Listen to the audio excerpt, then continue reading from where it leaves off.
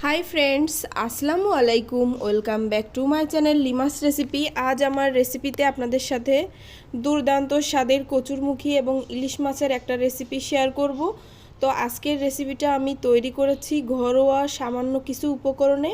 তো এই রেসিপিটি আপনাদের সাথে শেয়ার করব। আমার রেসিপিটি যদি ভালো লেগে থাকে তাহলে অবশ্যই লাইক কমেন্ট শেয়ার করে আমার পাশে থাকবেন। একটা ছোট্ট রিকোয়েস্ট, চ্যানেলটিকে সাবস্ক্রাইব করে অবশ্যই পাশে থাকা অল নোটিফিকেশানে ক্লিক করে দিবেন, যাতে নতুন কোনো ভিডিও আপলোড করলে সবার প্রথমে আপনারা দেখতে পারেন। তো ফার্স্ট আমি 3টা ইলিশ মাছের পিস নিয়ে নিয়েছি, 2টা মাথা একটা লেজ। এবার এর ভিতরে দিয়ে দিব হাফ চা চামচের মতো হলুদ গুঁড়া আর দিয়ে দিব স্বাদ মতো কিছুটা লবণ। তো দেওয়ার পরে এটাকে লবণ এবং হলুদটাকে মাছের সাথে ভালো করে এভাবে গায়ে লাগিয়ে নিতে হবে, তা না হলে কিন্তু মাছটা খেতে ভালো লাগবে না। লবণ হলুদটা অবশ্যই এভাবে পরিমাণ মতো লাগিয়ে নিতে হবে। তারপর চুলায় একটা প্যান বসিয়ে তাতে পর্যাপ্ত পরিমাণে তেল দিয়ে দিয়েছি। তেলটা আপনাদের ইচ্ছা অনুযায়ী যতটুকু যে পছন্দ করেন। তো দেওয়ার পরে এবার মাছের মাথা এবং লেজটা দিয়ে দিলাম। তারপর কিছুক্ষণ পরে যখন ওই পাশটা ভাজা হয়ে যাবে তখন এটাকে উল্টিয়ে দেব। তো দেখুন এই পাশ সাইডটা ভাজা হয়ে গেছে। এবার এগুলাকে একটু উল্টে পাল্টে দিচ্ছি যাতে সব সাইড ভালোভাবে কুক হয়ে যায়।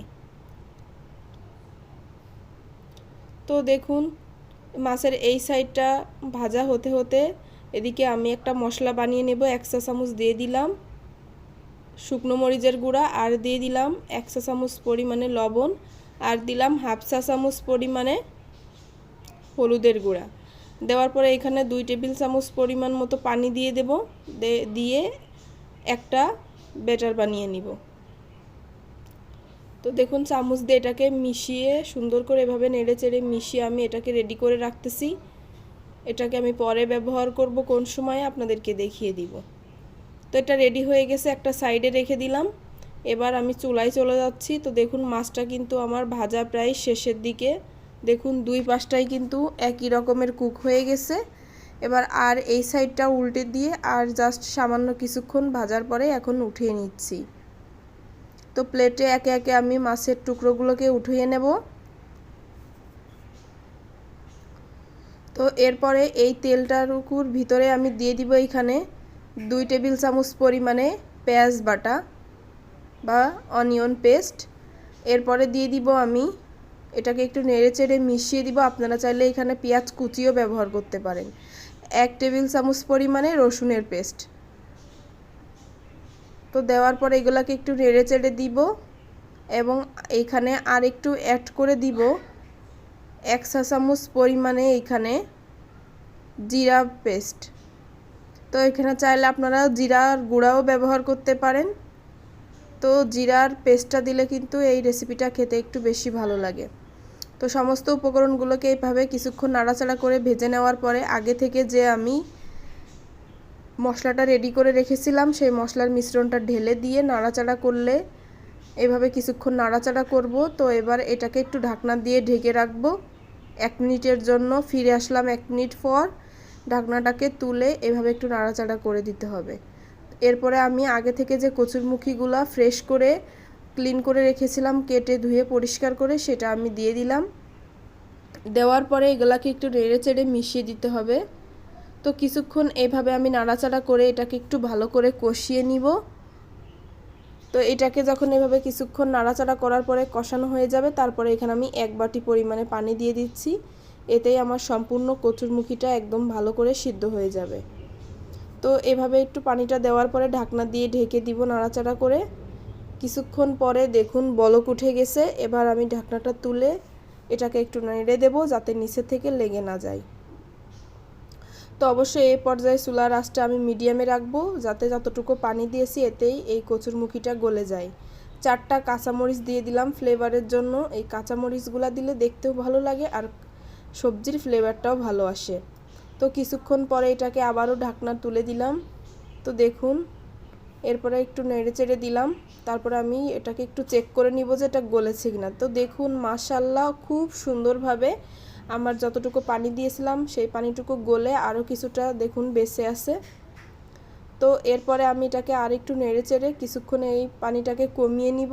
তারপরে আমি আরেক বাটি পানি দিয়ে দিব। কারণ কচুরমুখী রান্না করে রাখার পরে এমনিতেই ঝোল টেনে নেয়, এজন্য একটু বেশি করে পানি দিতে হবে। তো এবার মাছগুলোকে দিয়ে দিব, দেওয়ার পরে এভাবে একটু ঝোলের ভিতর ডুবিয়ে দিতে হবে যাতে মাছটা ভালো মতো কুক হয়ে যায়। এরপর ঢাকনা দিয়ে ঢেকে রাখলাম, কিছুক্ষণ পরে ঢাকনাটা তুলে নিব। নেওয়ার পরে এটাকে আবারও এভাবে একটু নাড়াচাড়া করে মিশিয়ে দিব। তো এভাবে আমি ঝোলটাকে কমিয়ে নেব। তো এর আগে আমি এখানে 4টা ধনিয়া পাতা দিয়ে দিব। তো এই ধনিয়া পাতাটা দিলে কিন্তু ফ্লেভারটা ভালো আসে। আপনাদের হাতের কাছে থাকলে ধনিয়া পাতা দিবেন, না তা না হলে দেওয়ার দরকার নাই। তো ঢাকনা দিয়ে ঢেকে রাখলাম, কিছুক্ষণ পরে ঢাকনাটা তুলে নিয়ে একটু নাড়াচাড়া করে দিব। তো আপনারা চাইলে ধনিয়া পাতা কুচি করেও দিতে পারেন, তো আমি গোটাটাই দিয়ে দিলাম।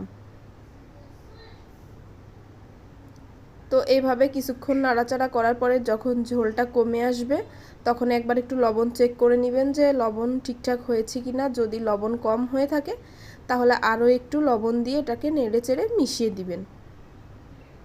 তো দেখুন বন্ধুরা, আমার কিন্তু এ পর্যায়ে রান্নাটা শেষ হয়ে গেছে। রান্নার শেষ হওয়ার পরে চুলা থেকে নামিয়ে আপনাদেরকে দেখাচ্ছি। দেখুন মাশাআল্লাহ কত সুন্দর কালার চলে এসেছে। তো এরপর আমি একটু ভাজা জিরার গুঁড়া দিয়ে দিচ্ছি, তাহলে কিন্তু ফ্লেভারটা আর একটু বেশি ভালো আসে। তো আপনারা চাইলে এটা স্কিপও করতে পারেন, কিন্তু এভাবে ভাজা জিরার গুঁড়া দিলে কিন্তু খাবারের টেস্টটা বহু গুণে বেড়ে যায়। তো বন্ধুরা, আমার রেসিপিটা এই পর্যন্তই। তো নতুন কোনো ভিডিও নিয়ে আসবো অবশ্যই আপনাদের সামনে, কিন্তু তার আগে আমার একটা ছোট্ট রিকোয়েস্ট, আমার চ্যানেলটিকে সাবস্ক্রাইব করে আমার সাথে থাকবেন এবং নিত্য নতুন প্রতি সপ্তাহে 2 থেকে 3টা নতুন রেসিপি পেতে অবশ্যই আমার সাথে থাকবেন। আর আমার রেসিপিটা কেমন হলো অবশ্যই কমেন্টে আমাকে জানাবেন, এবং আপনাদের যদি কোনো গুরুত্বপূর্ণ মতামত থাকে, আপনারা কী ধরনের ভিডিও দেখতে চান অবশ্যই আমাকে কমেন্টে জানাবেন, তাহলে আমি চেষ্টা করব সেই ধরনের ভিডিও দেওয়ার জন্য। তো দেখুন আমি আপনাদেরকে একটু তুলেও দেখালাম আমার রান্নাটা কেমন হয়েছে। তো ধন্যবাদ সবাইকে।